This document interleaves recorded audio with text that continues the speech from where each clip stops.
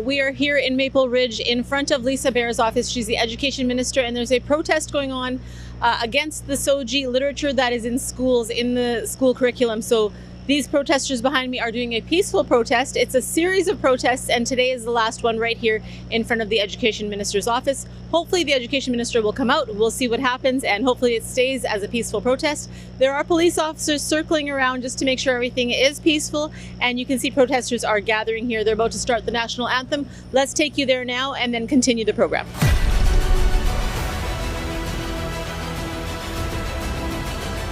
So we've got a lot of the people here that are part of the peaceful protest. Amrit is going to be leading. Obviously, he's got the microphone ready, as he usually does at these live. He's got it going live here on social media as well. What is your name? I know you're a big part of this every time. I don't know your name yet, but please tell me your name. It's Errol Peters. Okay. And your role, I know that you're always with Amrit, in your opinion, making the community aware of the things that are happening in the school system that you don't necessarily agree with. It goes way beyond not necessarily agreeing with it. I'm 100% opposed to it. Sogi is a crime against humanity, period. But it's a big part of the so-called education system. I prefer to describe it as the indoctrination system. Okay, those are big claims. What about the people that are saying that they are just trying to make sure that kids feel safe and heard and accepted? Again, it's indoctrination. You only have to look at some of the books that are in schools, accessible by kids as young as 5 and 6 years old. Gender queer, perhaps, being one of the more notable ones. It's pornography, plain and simple. It promotes homosexuality, all sorts of deviancy. It's got nothing whatsoever to do with sex education. It's criminal. So when we talk about ages, I mean, is there an appropriate age for them to bring up this literature? Is there a time for it? Is there a time and place for it? I don't think so. It's criminal. I'm not sure what else to say. It's all part of Agenda 2030, and at the risk of sounding like a conspiracy theorist and going down another rabbit hole, yeah. It's all part of the depopulation. Oh, okay. So that would be another rabbit hole. But so you opened with the national anthem. Why was it important to you to open with the national anthem? And I did sing it, by the way. I'm very patriotic. I love that there was the national anthem is how you started. But why did you personally do that decision? Well, for me personally, like you, I'm very patriotic. I'm ex-military. I served 3.5 years in the Canadian Navy. And yeah, if we can do Indigenous land acknowledgements before every hockey game or in schools, okay. We hear them everywhere and all the time. Yes. And quite frankly, I'm not convinced. Yes. I'm not convinced of the whole residential school issue either, but another rabbit hole. But yeah, I'm just a proud Canadian, and quite frankly, when I came to Lisa Beare's office here and saw a huge so-called progress flag, yes. I prefer to call it the regress flag, okay. But in her office window, where's the Canadian flag?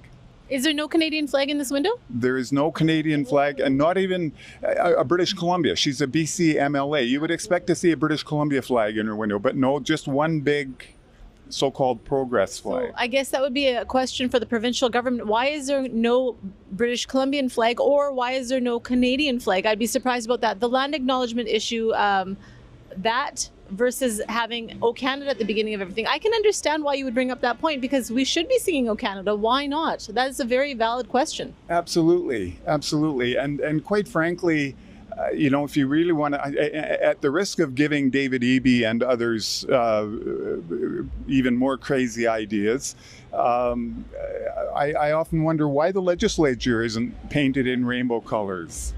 If they're so on board with all of this Sogi garbage, why is the legislature not painted in rainbow colors? Well, often we do get a chance to talk to Premier David Eby, lovely man, but I'll have to ask him if we can put in that suggestion of getting a rainbow. Maybe. Well, again, I'm concerned he might take it seriously and might actually do it, but that would only demonstrate the level of insanity to which all of this garbage has gone. So I have a tough question for you then. You're protesting the literature in schools, but you're not protesting if somebody is actually gay, are you? That's correct. We are not anti-gay. We're not homophobic. We're not transphobic. If any individual reaches the age of 25 and decides they want to change genders, bearing in mind that it's impossible to do that, no man can become a woman and vice versa. Right. But if they want to try it, and dare I say, they should do it on their own dime too. It should not be, that kind of stuff should not be funded by taxpayers. Right, and that's a huge source of contention about amongst people that don't agree and people that do agree with this gender reassignment surgery. It is taxpayers' dollars that pay for it, and should that be the case, maybe it should be per case by case instead, on a personal level. Sure, but as it stands right now, we're just handing these people a blank check to go and mutilate their bodies in whatever way they want to, and to try to become the opposite gender. And so many of them regret it and try to switch back to their original gender, which means more surgery, more pharmaceuticals, much to the delight of Big Pharma, of course. There's a lot of rabbit holes today. I mean, there's a lot of different things we could delve off to, all of the different topics you've talked about. But the point, the distinction I think I want my viewers to know is the distinction between having somebody that is gay or having somebody that is being given this information that hasn't decided what they are yet. That's a distinction. You're saying that gay is okay, but you're saying in schools they shouldn't be having that literature. Absolutely. I mean, I think we can all agree that our childhood, going through adolescence and puberty, it's confusing for everybody. Yes. But it seems to me that the government, through the Ministry of Education, is exploiting that and is making the kids even more confused with all of this gender ideology crap. We just say leave the kids alone. Which I understand what you're saying. We talked off camera even about the power of suggestion. When you give a child so many different options, it's a lot for the child to handle at such a young age. And instead, why not let them focus on education, is what you were saying, which is the real focus is learning and not really asking about our sex, because that's something that we don't even talk about or care about until we're actually thinking that way at an older age. Absolutely. Yeah, it's way too young. It's too corrupt. It's exploitive. It's, as I said at the beginning, it's indoctrination. What if I asked you a question on parents' behalf? So say I have a child and I say to you, well, I know for a fact that my daughter is gay. And I know that because she's told me she's gay, and she's very young. She's not, but I'm just saying if she was, say she's 11 years old and she says, Mom, I really know that I'm gay. In my heart, I know this. You would probably say we're friends. What advice would you give me as a parent that has a child in the school system who thinks her daughter is gay? What would you say to me? We're friends now, remember?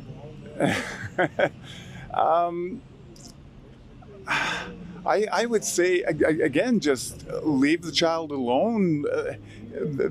They may grow out of it. They may turn out to be gay, whatever the case. But gay or not, I see no place for this gender ideology, or what I prefer to call gender indoctrination. Right. So I guess what I was trying to lead you to was saying, no, it's okay, we're good. I just wanted to make sure the distinction is that you're saying that if a parent wants to talk to this child about their feelings or their preference or whatever they feel they are, it's up to the parent rather than the schools. Absolutely. Sorry, I missed that. Really quite obvious. But yeah, absolutely. It should be the parents. And yet, again, under the current education system, parents are being rejected. They're being excluded. The teachers, the principals, the counselors are telling the kids, not to talk to their parents. Right. Because it's quite possible there's going to be pushback from the parents, and the school doesn't want that. So you're saying the government has control over the kids when it should be the parents and their decision with their children? Absolutely. Yes. The government has no right to take to even try and take that level of control over kids. So tell me, how have the other protests been? I know you've been at various different high schools throughout Surrey, and then you decided to come to the Minister of Education's office today, and nobody's answering today, even though the office hours do say that they are open. I've tried a couple of times to phone them so I could get a conversation myself, and I wasn't successful. So perhaps they're not answering today because they were aware of your protest today. Maybe that's the case. I don't know. I don't want to suggest that that's the case. However, that's how it appears to be. How are the other protests so far? They've been great. They've been great. Oh, so people are so we've got an NDP government that supports Sogi and this literature in schools, and you're telling me that the communities you've been in, people are like honking and supporting you. Absolutely, yes, yes. The support has been huge at most of the schools. We've had kids actually join our protest and hold signs and dance. Oh. And they'll ask for requests on our speaker system here, music requests, and we'll put on their tunes. And having said that, there's concern, very legitimate concern about teachers and principals making note of which kids are participating in our protests with us. Perhaps some backlash on the students. Absolutely. Which again, I don't know how they justify that. Okay. Last time I checked, we had free speech in this country, and if the kids want to come and participate in one of our events, they should be absolutely entitled to, with no repercussions from the school. Well, I do have a question about free speech. I mean, even on social media, news can't really post on social media anymore. It's all banned. You can't see any news on social media. I mean, other than independent news stories, but freedom of speech maybe isn't what it seems, what it should be, or what it was in the past. Of course. March the 11th of 2020 was the big date as far as I'm concerned. That was the date that so-called Dr. Tedros, head of the World Health Organization, announced the COVID pandemic, in quotation marks. I call it a plan or a scamdemic. Okay. It was a BS, and while all of this Sogi stuff and the so-called climate crisis, et cetera, all of these things have been around and developing over years, even decades. Okay. It seems to me that March 11th of 2020 was, with the announcement of the COVID pandemic, right. That was when all of this stuff really picked up momentum. That's more rabbit holes. It's a lot of rabbit holes today. But I know this is a big conversation. I thank you for taking the time to talk to me, because you have important work to do. You're going to go and let the people know your opinion, so I'll let you to it. Thank you for talking to us today, and best of luck to you. Thank you. Thank you. We are in front of Lisa Beare, BC Education Minister, precisely Education and Childcare Minister. So why we are here? Under her ministry, the children are being abused in BC schools. Children are indoctrinated with LGBTQ education, which is not part of the curriculum, it's off the curriculum. No consent has been taken from the parents. Think about it. BC schools are teaching children something that parents do not want them to. And BC Education Ministry made no effort to get the consent of the parents. It's a basic common sense. If you want to teach children anything other than published curriculum, which is math, science, history, geography, language, cultures, then you need to take parents' consent and children's consent. No such thing has been done. But this education minister and her ministry is hell-bent on pushing rainbow propaganda down children's throats. This is child abuse. This is tyranny. Sogi stands for sexual orientation and gender identity. What that means is school wants to discuss with children of secondary and elementary schools that what is their sexuality. Are they male in the female's body, or are they females in the male's body? And if they are able to convince children, they put them on the path to get puberty blockers, hormone blockers, and gender affirming surgery. That's happening in the schools as we speak. And to facilitate that, they have pornographic books in the school libraries. One book's name is It's Perfectly Normal, and it can be found in all BC elementary schools. This book has pictures, for example, a young boy naked lying with another young boy on a bed, and a young girl fully naked lying with another naked girl on the bed. This is what they have in school libraries. Then there is a secondary school approved book called Gender Queer. In Gender Queer, there are pictures like one boy fondling the private part of another boy, and they want to normalize it, and the school districts call it teaching children alternative lifestyle, and they are fully behind it. So shame on Lisa Beare, Shame! BC Education Minister, Shame! who wants to put boys and girls in the same bathroom, something that is called gender neutral washrooms. You might have seen these washrooms in shopping malls, in government buildings, in BC ferries. But now they are coming to elementary and secondary schools. All new BC schools will have gender neutral washrooms, and all existing schools, they will modify wherever they can find budget into gender neutral washrooms. Gender neutral washroom means boys and girls using same washroom, same entrance.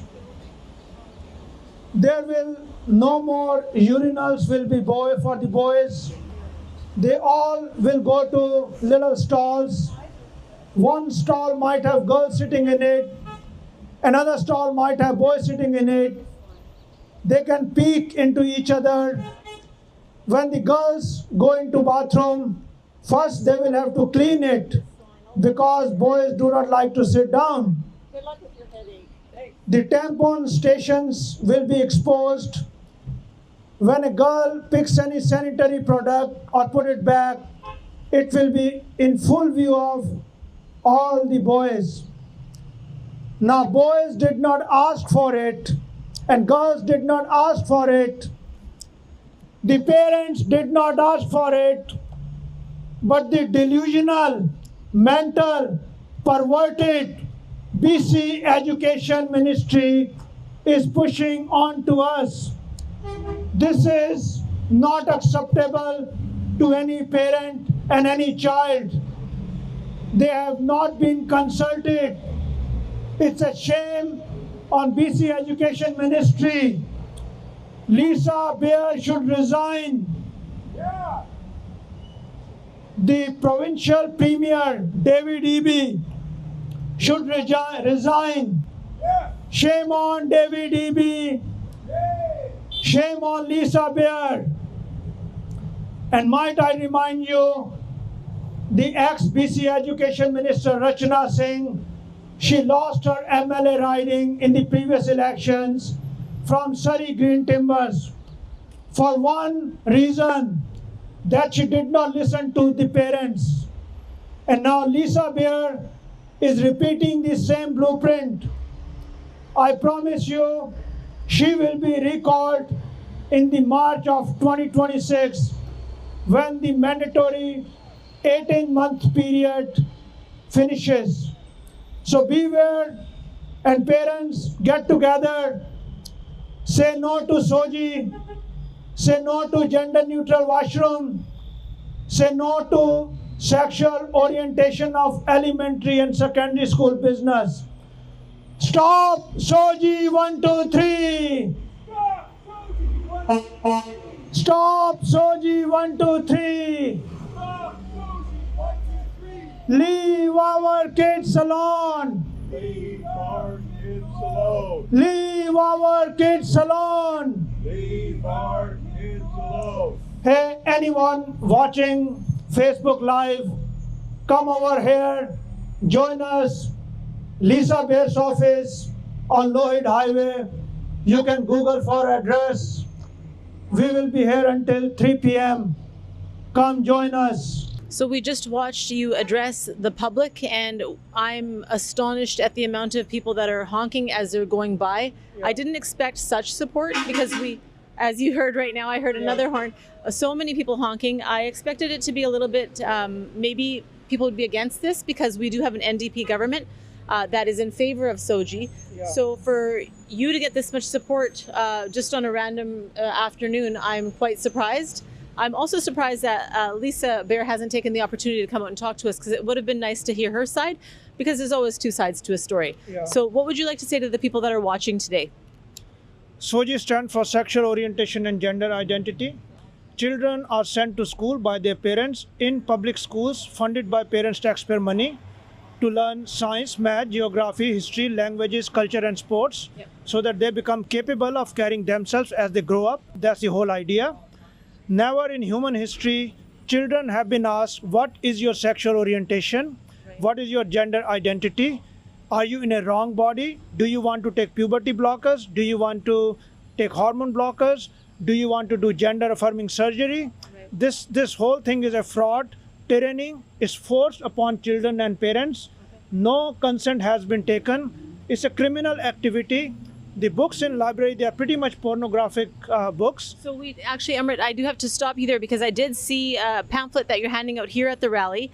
Again, it is a peaceful protest, and I did get the literature, and I was shocked. I was taken back by the images. Is that in fact in our school system somewhere? Yeah, they are in school books. School acknowledges it. We had put a criminal report against Rachna Singh. RCMP investigated, and they said, yes, the books are there, but they have not been shown to children. So weapon is there, but no crime has been committed. That's what I have officially from freedom of information from them. And they're doing it because they're just covering up the government. They could have made some other excuse. So that's their stances. So I remember when I was younger, we had classes on, your body and good touch versus bad touch and how your body changes through time. But never was there a question of who you would want to be within the future in that way. So I understand what you're saying here today. If those books are actually in the school system, I'm going to investigate. I'll put the titles of the books in this at the bottom description for this broadcast today, and then we can do our own research. But if that's in fact true, I mean, what I saw, I wasn't comfortable with personally. And I'm a parent in the school system, and you're saying it should be the parents' choice and not the government's choice.